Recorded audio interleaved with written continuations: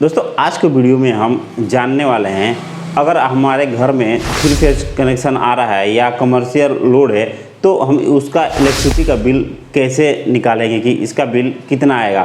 दोस्तों इससे पहले मैंने सिंगल फेज का बिजली का बिल कैसे निकालते हैं उसका वीडियो बनाया हुआ है, आप जाकर वहाँ पे देख सकते हैं। लेकिन अगर मान के चलिए थ्री फेज का कनेक्शन है आपके घर में या कमर्शियल लोड है और तीनों फेज पे अनबैलेंस लोड है, मतलब कि अलग अलग तीनों फेज पे लोड है, तो उसका हम इलेक्ट्रिसिटी बिल का कैलकुलेशन कैसे करेंगे, आज के वीडियो में हम यही जानने वाले हैं। नमस्कार दोस्तों, मेरा नाम है राजकुमार, आप देख रहे हैं मेरा यूट्यूब चैनल राज ट्यूटोरियल हिंदी। तो चलिए फिर जानते हैं कि अनबैलेंस लोड का इलेक्ट्रिसिटी बिल कैसे निकालते हैं।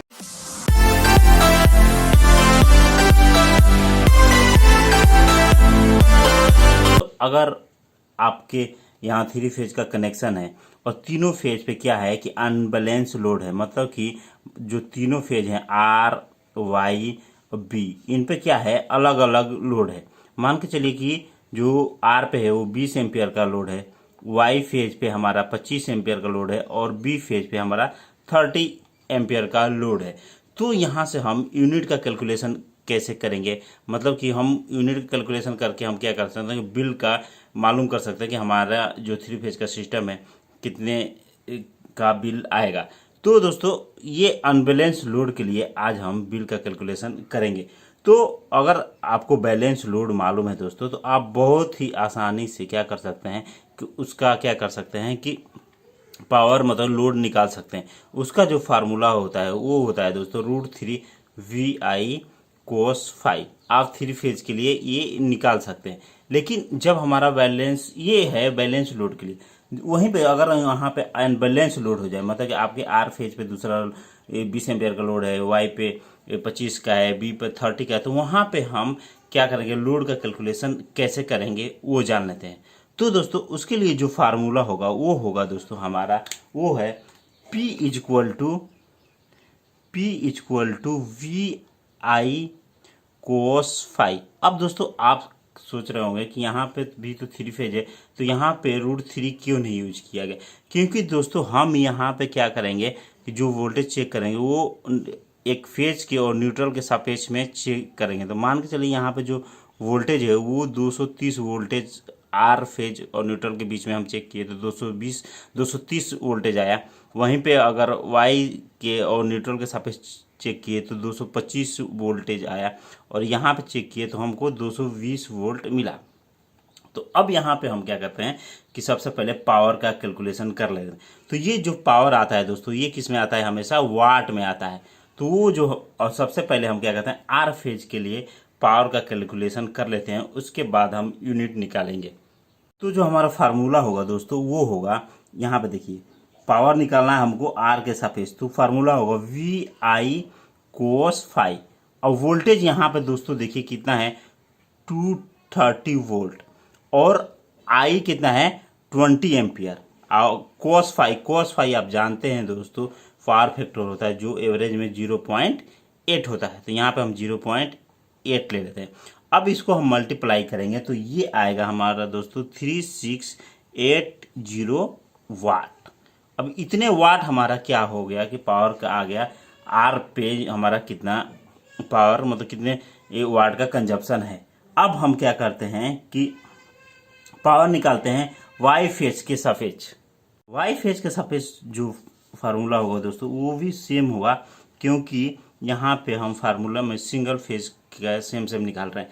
तो यहाँ पर वोल्टेज कितना है 225 वोल्ट इंटू एम्पियर है 25 एंड पावर फैक्टर है 0.8। अब ये मल्टीप्लाई करेंगे तो ये आएगा 4500 वाट। तो यहाँ पे हम ये चीज़ निकाल लिए। अब हम क्या करते हैं कि पावर निकालते हैं बी फेज के सापेक्ष में, तो ये हो जाएगा फार्मूला, सेम फार्मूला हम यूज करेंगे, ये हो जाएगा। तो हमारा वोल्टेज कितना है 220 इंटू 30 इंटू 0.8, इसको हम मल्टीप्लाई करेंगे दोस्तों तो ये आएगा 5280 वाट। तो दोस्तों यहाँ पे हम तीनों फेज में कितना कंजप्शन हो रहा है, मतलब कितने वाट पावर यूज हो रहा है वो देख ली। अब हमारा टोटल जो कंजप्शन हो जाएगा दोस्तों, टोटल हमारा पावर कंजप्शन हो जाएगा वो कितना होगा, वहाँ पे देखिए टोटल पावर कंजप्शन। तो टोटल पावर कंजप्शन कितना हो जाएगा दोस्तों, हम सबको क्या करेंगे कि जोड़ लेंगे, यहाँ पे जोड़ेंगे दोस्तों ये, या आप एवरेज में नहीं निकालेंगे क्योंकि यहाँ पे हम तीनों फेज का अलग अलग निकाल रहे हैं। आप सोच रहे हैं इसका एवरेज निकाल लेंगे तो वो बहुत ही गलत होगा। इसको हम तीनों को क्या करेंगे दोस्तों, जोड़ेंगे, मतलब प्लस करेंगे। तो हम प्लस यहाँ पे कर दिए तो ये आएगा दोस्तों हमारा 13460 वाट। तो इतने वाट हमारा क्या हो गया कि पावर का कंजप्शन हो रहा है तीनों फेज पे, अगर अनबैलेंस लोड है तो इतना वाट हो गया। अब यहाँ से हम यूनिट कैसे निकालते हैं वो देख लीजिए। उसके लिए हम क्या करेंगे दोस्तों, जितना हमारा वाट आया है मतलब कि जितना पावर का कंजप्शन हो रहा है उसको हम क्या करेंगे कि किलोवाट में चेंज कर लेंगे। तो यहाँ पे हम क्या करेंगे कि वाट टू किलोवाट में चेंज करेंगे। तो वो किस तरह करेंगे दोस्तों, हम वाट को क्या करेंगे 1000 से डिवाइड कर देंगे। तो हमारा वाट कितना आया था दोस्तों 13460 डिवाइडेड बाई 1000। तो हमारा किलोवाट कितना हो गया दोस्तों, यहाँ पे आप देख लीजिए, वहाँ पे हो जाएगा 13.46 किलोवाट।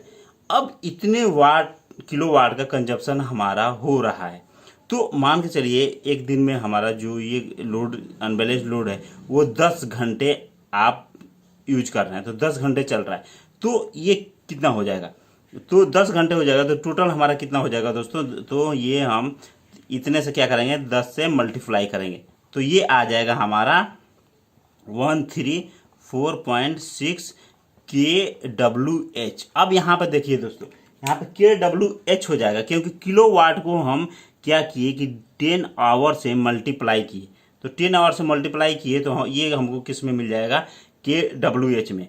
और हम जानते हैं दोस्तों एक kWh में 1 यूनिट होता है, तो 1 यूनिट होता है। तो यहाँ पर कितना यूनिट हो जाएगा, वो 1 kWh में 1 यूनिट, तो 134.6 kWh में क्या हो जाएगा 134.6 यूनिट हो जाएगा। मतलब कि हमारा पर डे अगर 10 घंटे आप अनबैलेंस लोड यूज कर रहे हैं तो 134.6 यूनिट का खपत हो रहा है।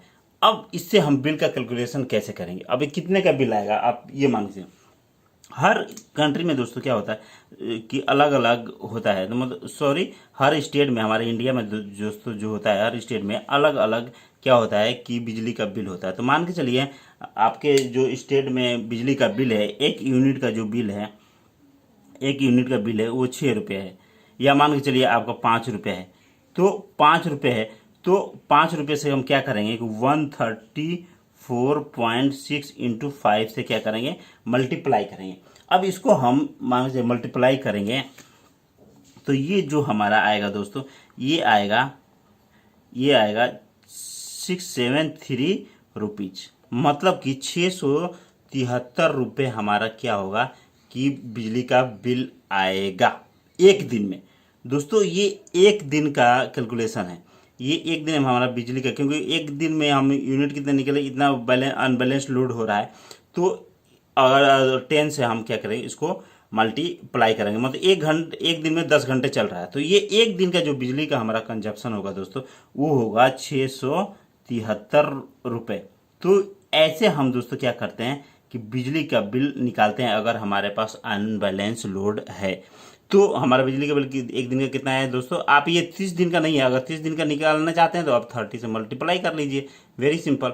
इसको 30 से मल्टीप्लाई करेंगे तो ये 0 3 3 9 और ये कितना हो जाएगा दोस्तों 7 तरीक 21 और 6 तरीक 18 और 2 20, ये हमारा कितना हो जाएगा दोस्तों 20,190 रुपये एक महीने का हमारा बिजली का बिल आएगा।